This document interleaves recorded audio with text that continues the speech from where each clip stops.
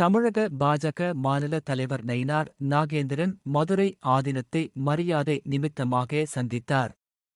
பின்னர் செய்தியாளர்களிடம் கூறுகையில், தமிழகத்தில் எடப்பாடி பழனிசாமி தலைமையில்தான் ஆட்சி நடைபெறும் என தெரிவித்தார்.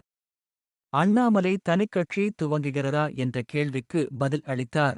பாரதிய ஜனதா ஆட்சி அமைக்கணும் அப்படின்னு பாரதிய ஜனதா தமிழகத்தில் தேசிய ஜனநாயக ஆட்சி அமைக்கணும்னு தான் சொல்லி, அதுதான் எங்களுடைய மாண்பு உள்துறை அமைச்சர் அமித்ஷா அவர்கள் அதை தான் சொல்லியிருக்காங்க. போன தடவை பொங்கலுக்கு 1000 ரூபா கொடுத்தாங்களா? இல்லை. இந்த தடவை 5000 ரூபா கொடுக்க போறாங்க. ஏன்? தேர்தலுக்கான அரசு. இந்த தடவை 5000 ரூபா நான் ஏற்கனவே முதலமைச்சர் கோரிக்கை வச்சிருக்கேன். என்னுடைய கோரிக்கையை முதலமைச்சர் எப்பொழுதுமே நிராகரிக்கவே மாட்டேன். என்னுடைய தொழில காலேஜ் கேட்டும் கொடுத்தாரு, ரோடு கேட்டும் கொடுத்தாரு, பாலம் கேட்டும் கொடுத்தாரு.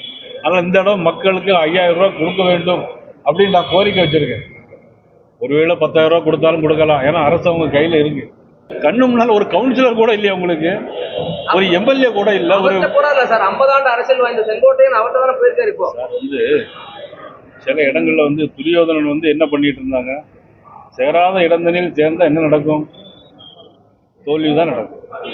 அதனால நீங்க இன்னைக்கு எழுதி வச்சுக்கிடுங்க, உறுதியா தேசிய ஜனநாயக கூட்டணி ஆட்சி. இன்னும் தேர்தலுக்கு பல நாள் பல வருஷம் ஒன்றும் இல்லை, கொஞ்ச நாள் தான். அதனால் வெகு விரைவில் நிறைய மாற்றங்கள் மக்கள் மனசுல வந்திருக்கு.